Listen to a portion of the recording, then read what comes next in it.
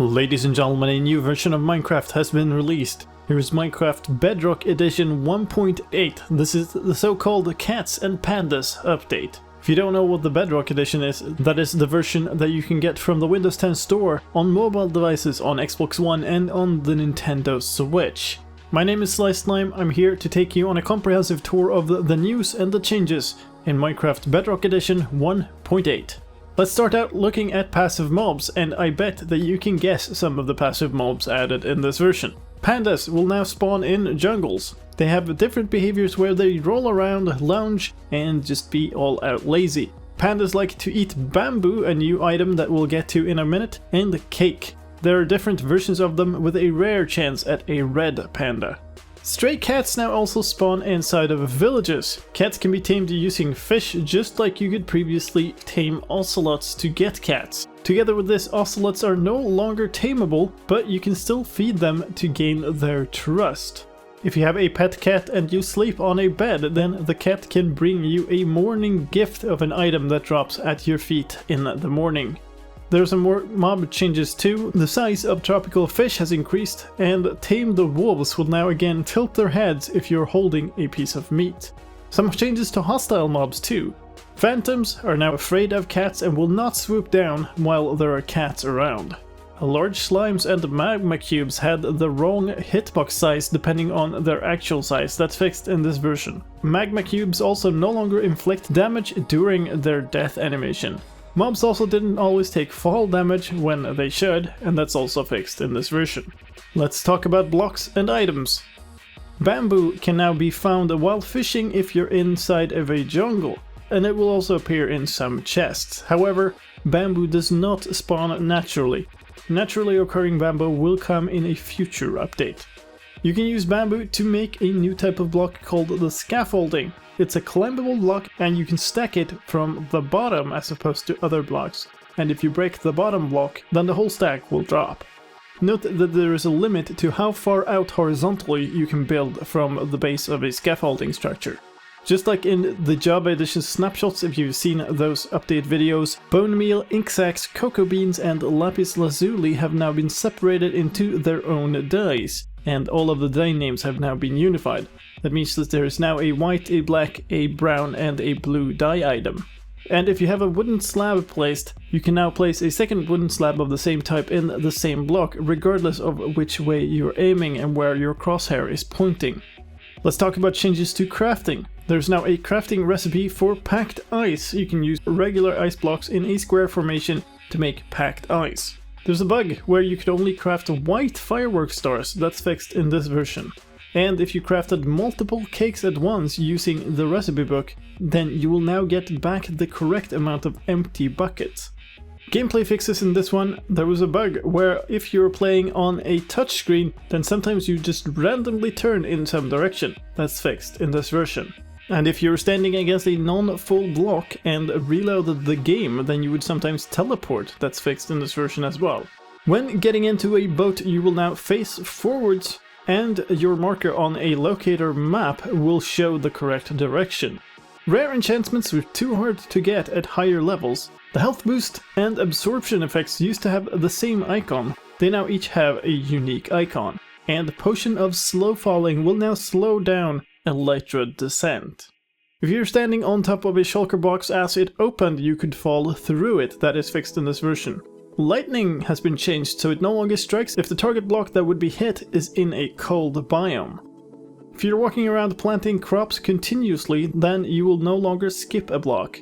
And flower pots that contain saplings will once again drop the correct type of sapling if you break them. Kelp growth has been changed. They will now only grow into water source blocks or full downward flowing water. And when they do so, they will no longer create a new source block. Finally, for gameplay, a multiplayer bug. If you were playing on a realm, then you could get instantly killed in one shot if you were hit by a blaze fireball attack. That's fixed in this version. Few redstone things. Pistons no longer drop as items when they get pushed or pulled, and the hitbox of piston arms now matches the size and shape correctly. And mobs in minecarts will no longer activate detector rails that they are adjacent to rather than on top of. Couple of changes to creative mode. If your default game mode is creative and the tile drops are enabled, then explosions will now drop blocks. And spawn eggs for horses have been changed, so there's now a chance of spawning skeleton horse and zombie horse foals. Some changes to experimental gameplay. These are features that only exist if you have the experimental gameplay checkbox set in your world settings. There's one new thing inside of the experimental gameplay, and that is the crossbow weapons. Crossbow is a fired weapon where you preload an arrow into it by using the use interaction, whichever that is on your controller, touchscreen or mouse, which loads an arrow into the crossbow. Then you can fire it again by using the same button or interaction. There are 3 new enchantments for this weapon specifically. They are called multi-shot, piercing, and quick charge. Achievements in this version.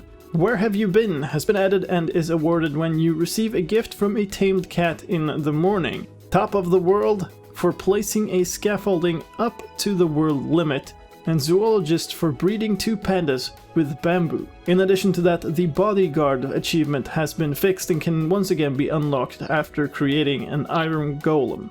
Visual changes to graphics in this version. There was a bug that caused horses and their variants to show flashing colors on certain devices. That's fixed in this version. There's a bug where you could see through solid blocks while swimming, and another bug where you would get black visual glitches to appear around blocks when you were riding. Both of those have been fixed.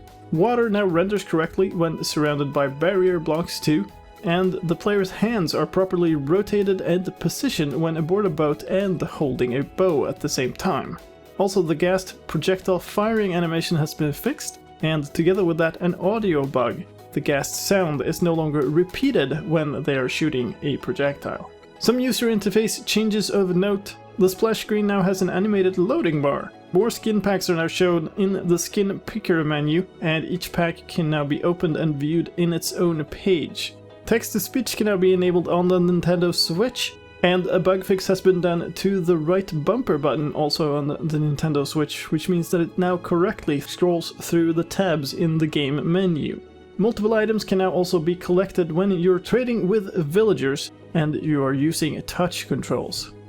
Let's move on to some more technical things, map makery things, starting with commands. There is a new game rule. It's called random text speed. If you're familiar with the Java edition, you'll know roughly what this does, but setting it essentially speed up elements of the game that are of a random nature.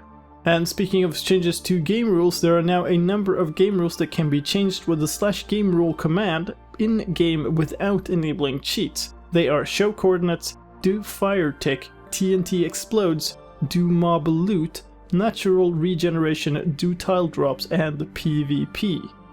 Now here's the big one. Command functions are now available on Bedrock. This means that you can now write commands into their own external files just like in Java edition. Functions are slightly different on Bedrock. They are placed inside of behavior packs, similarly to how they are inside of data packs in the later Java edition versions. You need to place a function file inside of a top-level folder called functions within your behavior pack. Each function is a text file with the extension .mc function, and it contains one valid command per line. You can add comments within the text by preceding a line with a hash sign as well, just like in Java edition. Running a function from within the game is done with the /function command, and there's an additional command that is related to this called /reload, which will reload your functions, but it will only reload the functions that already existed when the game was launched. So that means that you can change existing functions during the game and work on them that way, but if you add new functions, then you will need to restart the game. In other command-related changes, command blocks now have a different default name. They are now called exclamation point instead of an @ sign. Running the title command and the subtitle command will once again overwrite any title or subtitle that is currently on the screen, and a bug fix for the autocomplete list for player mentions has been done, so it now works inside of commands again. And speaking of the autocomplete list, lava blocks would show up as green in the autocomplete area. That is fixed in this version, together with a bug where relative coordinates would not work consistently when used below level 3 on the y-axis. Another map makery bit is for add-ons. There are new updated templates for Minecraft 1.8 with new assets and behaviors, and as usual you can download those from minecraft.net/addons. Updates to add-ons in this version include allowing you to add new entities, particles and animations. However, you will have to enable the experimental gameplay switch for some of these features. Finally, a couple of changes for the Minecraft Marketplace.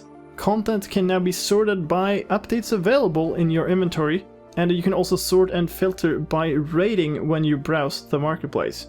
Finally, you can now buy bundles of content on the Minecraft Marketplace.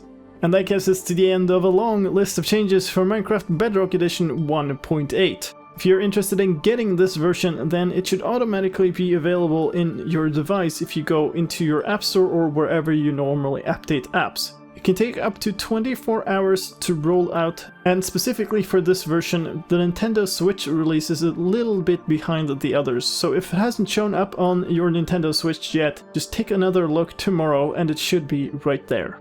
And that is all from me for this time. My name is slicedlime, thank you for watching, and I'll see you next time. Take care, bye bye.